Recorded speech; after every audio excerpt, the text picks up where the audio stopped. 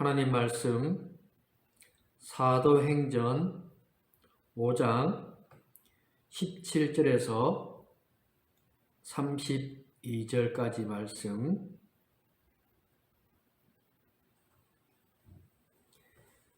대제사장과 그와 함께 있는 사람, 즉 사두개인의 당파가 다 마음의 시기가 가득하여 일어나서 사도들을 잡아다가 옥에 가두었더니 주의 사자가 밤에 옥문을 열고 끌어내어 이르되 가서 성전에 서서 이 생명의 말씀을 다 백성에게 말하라 하며 그들이 듣고 새벽에 성전에 들어가서 가르치더니 대제사장과 그와 함께 있는 사람들이 와서 공회와 이스라엘 족속의 원로들을 다 모으고 사람을 옥에 보내어 사도들을 잡아오라 하니 부하들이 가서 옥에서 사도들을 보지 못하고 돌아와 이르되 우리가 보니 옥은 든든하게 잠기고 지키는 사람들이 문에 서 있으되 문을 열고 본즉 그 안에는 한 사람도 없더이다 하니 성전 맡은 자와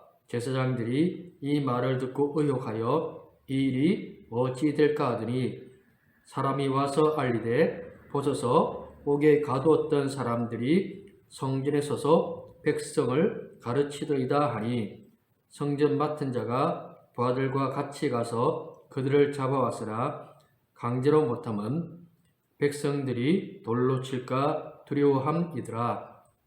그들을 끌어다가 공회 앞에 세우니 대제사장이 물어 이르되 우리가 이 이름으로 사람을 가르치지 말라고 응금하였으되 너희가 너희 가르침을 예루살렘에 가득하게 하니 이 사람의 피를 우리에게로 돌리고자 함이로다. 베드로와 사도들이 대답하여 이르되 사람보다 하나님께 순종하는 것이 마땅하니라. 너희가 나무에 달아 죽인 예수를 우리 조상의 하나님이 살리시고 이스라엘에게 회개함과 죄사함을 주시려고 그를 오른손으로 높이사 임금과 구주로 삼으셨느니라. 우리는 이 일의 증인이요 하나님이 자기에게 순종하는 사람들에게 주신 성령도 그러하니라 하더라. 아멘. 믿음의 사람들은 때로는 알 수 없는 고난과 시련 가운데 놓이게 되어집니다. 오늘 본문의 이야기가 그런 것입니다. 제자들은 복음을 전했습니다. 그런데 시기로 가득했던 율법주의자들, 종교 지도자들이 제자들을 감옥에 가두었습니다. 감옥에 가두었는데 주의 사자가 그들을 옥에서 나오게 했습니다. 그리고는 성전에 서서 다시 주님의 말씀을 전하기 시작하였습니다. 고난이 무서운 것입니다. 고난은 아픈 것입니다. 고난은 힘든 것입니다. 그런데 이유가 있고 목적이 있는 고난은 견딜 수 있는 고난, 감사가 있는 고난, 은혜가 있는 고난이 되어지는 것입니다. 제자들의 고난은 자신들의 욕심, 자신들의 정욕이 아니라 주님의 일꾼이었기 때문에 주의 말씀을 전하는 전도자의 삶을 살았기 때문에 받는 고난이었습니다. 우리에게 때로는 믿음으로 인해서 상처를 받고 아프고 손해보고 사람들로부터 오해를 받고 손가락질 받는 그런 일들도 일어날 때가 있습니다. 그러나 우리가 그 고난 속에서 놓치지 말아야 할 것이 믿음입니다. 왜 고난이 있습니까? 사단이 고난을 주는 이유는 예수님을 믿지 말라는 것입니다. 고난당하니 힘드니 중도 포기하고 세상 사람들과 같이 살라는 것입니다. 종교 지도자들이 왜 제자들을 위협하고 옥에 가둡니까? 그렇게 살지 말라는 것입니다. 예수 믿어서 예수 전해서 뭐 하느냐는 것입니다. 유대인들처럼 그냥 일상적이고 평범한 삶을 사는 인생으로 살다가 가라고 이야기합니다. 상사들도 그런 이야기를 하고 있습니다. 우리에게 그 이야기를 하는 것은 믿음에서 떠나라는 것입니다. 믿음에서 떠나는 건 죽는 것보다 더 위험한 것입니다. 진짜 고난은 돈이 없거나 몸이 아픈 것이 아니라 예수님과 함께하지 않는 것, 예수님의 말씀을 듣지 않고 예수님의 말씀을 들리지 않고 기도하지 않고 예배하지 않고 주님과 동행하지 아니하며 주님의 뜻을 깨닫지 못하며 그렇게 세상 사람들과 같은 모습으로 살아가는 것, 그것이 더 큰 고난이며 고통이 되어지는 것입니다. 우리에게 진짜 고난이 무엇인지 깨닫는 은혜가 있기를 원합니다. 주님 안에 있으면 그 고난은 견딜 수 있는 고난, 감사한 고난, 은혜의 고난이 되어지는 것입니다.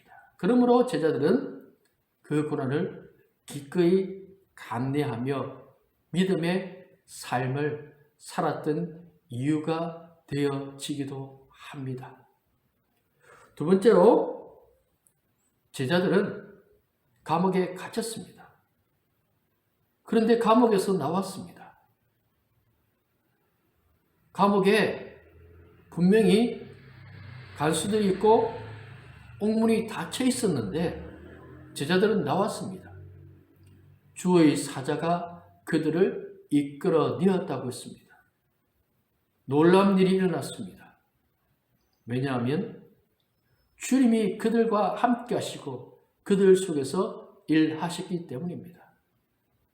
주님과 함께하는 사람, 믿음의 사람, 주님이 도우십니다. 주님이 함께하시는 그 은혜가 가장 귀하고 복된 것입니다. 왜 주님이 이 제자들과 함께하고 계십니까? 주님을 믿었기 때문에, 주님의 일꾼이었기 때문에, 주님을 나의 구주로 고백한 사람들이었기 때문에 그렇습니다. 세상에는 잘난 사람들이 참 많이 있습니다. 똑똑한 사람도 많이 있습니다. 부자들도 권력을 가진 사람들도 많이 있습니다. 그런데 진짜 능력은 주를 믿는 사람. 왜? 주님이 그들과 함께 하시기 때문에. 우리와 함께 하시는 주님, 전능하신 주님, 능력의 주님, 그 주님을 믿고 주님이 나와 함께 하심을 잊지 아니할 때 주님의 능력이 우리를 통해서 나타나게 되어지고 상 속에서 주의 영광이 또한 나타나게 되어지는 것입니다. 대제사장과 그 무리들 큰 사람들 같습니다. 그런데 진짜 능력은 주께 있습니다.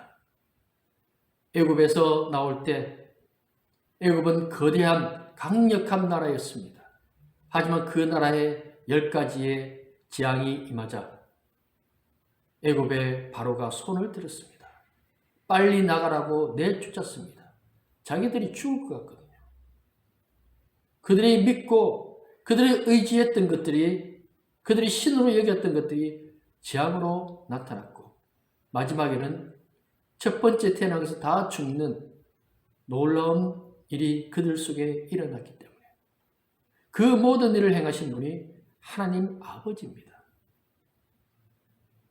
우리 주님의 그 능력을 우리는 믿는 사람으로서 주님이 우리와 함께 하심을 믿는 믿음으로 사는 성도가 되어져야 합니다. 고난 속에서도 주님은 우리와 함께 하십니다. 우리가 아프고 우리가 괴롭고 우리가 고통 속에 있을 때도 주님은 우리와 함께 하십니다. 바울과 실라가 귀신 들린 여종을 고쳐준 일로 인해서 감옥에 갇혔습니다. 매를 맞았습니다. 얼마나 고통스럽겠습니까? 그런데 그들은 밤중에 찬양하고 기도했습니다. 이곳에 주님이 계십니다. 주님이 나와 함께 하십니다. 주님이 역사하십니다. 주님이 도우십니다. 그런 고백들이 바울과 실라 속에서 끊임없이 쏟아져 나왔습니다. 아프고 괴롭고 감옥에 갇혀 있는데 그들은 주님을 믿었습니다. 주님이 이곳에 계십니다. 나와 함께 하십니다. 내 인생의 주인이십니다. 그렇게 찬양하자 옥터가 들리고 옥문이 열린 놀라운 기적이 일어났습니다. 그 사건을 통해서 오히려 간수의 가정을 구원하는 기적이 일어났습니다. 주님은 광야에도 계셨고요.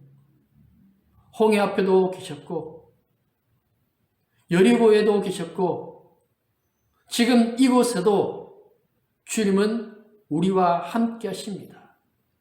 우리의 마음이 준비되어져 있으면 주님이 우리 속에서 일하실 것을 믿기 시작하면요. 역사는 일어납니다. 작은 겨자씨와 같은 믿음으로도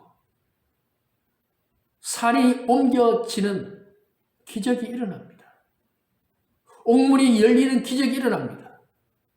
사람은 할 수 없는 상황과 환경이 변하는 역사가 일어납니다. 우리가 아픕니다. 우리가 힘듭니다. 그럴 때 무엇을 해야 합니까? 주님, 나와 함께 하시는 주님, 제가 아픈 거 아시죠? 제가 힘든 거 아시죠? 살려주세요. 도와주세요. 이 시련에서 벗어나게 해주세요. 그렇게 기도해 보시기 바랍니다. 주님은 응답하십니다. 주님은 도와주십니다. 전능하신 주님, 우리를 끔찍히 사랑하시는 주님, 그 주님께 구하고 구하여서 고난에서 벗어나 주님의 일들을 온전히 감당할 수 있는 성도들이 다 되시기를 바랍니다. 마지막 세 번째로 제자들이 감옥에서 나와서 성전으로 갔습니다. 그리고 성전에서 다시 예수님의 죽으심과 예수님의 부활을 전하겠습니다. 그들의 복음은 예수님에 대한 이야기입니다. 자신들이 잘난 이야기가 아닙니다. 자신들의 능력을 자랑하는 이야기가 아닙니다. 예수님의 죽으심과 부활. 그것을 전할 때 사람들 안에 놀라운 변화의 역사가 일어났습니다. 복음은 예수님 이야기입니다. 왜냐하면 예수님이 구원자이시며 생명이시며 진리이시며 천국으로 인도하시는 분이시기 때문입니다. 그들은 알았습니다. 그들이 고난받고 그들이 또한 감옥에서 나왔던 이유는 세상에서 영광 누리기 위한 것이 아니라 예수님을 전하기 위해서, 한 영혼을 살리기 위해서라는 분명한 목적 의식을 가지고 있었습니다. 내가 무엇을 해야 하는가? 내가 어떤 삶을 살아야 하는가? 그것을 아는 인생은 복된 인생입니다. 모르면 답답합니다. 무엇을 하려고 하지 않습니다. 맹목적인 삶, 의미 없는 삶, 그것은 굉장히 위험합니다. 삶에는 의미가 있어야 합니다. 내가 하는 일에는 이유가 있어야 합니다. 다른 사람들이 하니까가 아니라 내 속에서 해야 될 이유를 찾아야 합니다. 우리가 이 땅을 사는 이유, 세상 사람들과 같은 이유가 아닙니다. 예수님을 믿기 때문에, 예수님이 나의 구원자가 되셨기 때문에 우리는 이 세상을 살아야 합니다. 근간에 이단들의 잘못된 모습을 인하여서 우리 기독교까지 싸잡아 그렇게 매도당하고 있는 안타까운 일이 있습니다. 그렇다 할지라도 그 이단들의 목적과 진짜 예수 믿는 우리의 목적은 다릅니다. 그러면서 드는 마음이, 그들도 열심인데 가짜들이 그렇게 열심이라면 진짜인 우리는 더 열심 가지고 생명으로 한 영혼이라도 인도해야 된다는 것입니다. 예수 그리스도를 전해야 할 사람들이 너무 많습니다. 예수님을 모르는 사람들이 너무 많습니다. 예수의 은혜가 무엇인지 모르는 사람들이 너무 많습니다. 우리가 이 땅에서 왜 잘 살아야 합니까? 예수를 전해야 하니까요. 생명 모르는 사람들이 너무 많기 때문에 그들에게 전해야 합니다. 우리가 아프고 우리가 힘들고 우리의 삶이 버겁다 할지라도 그 속에서도 예수님의 말씀을 전하며 가르치며 그렇게 복음을 이 땅에 선포하기 시작할 때 놀라운 일이 우리 속에 일어나게 되어질 것입니다. 우리가 이 땅에서 무엇을 먹을까, 무엇을 마실까를 먼저 생각하는 것이 아니라 주의 나라와 주의 의를 먼저 구하며 그 일의 통로로 쓰임받기를 원합니다. 우리 한 사람 한 사람이 전도자가 되기를 원합니다. 복음의 열매를 거두기를 원합니다. 하늘에 미리 죽으면 많은 열매를 맺습니다.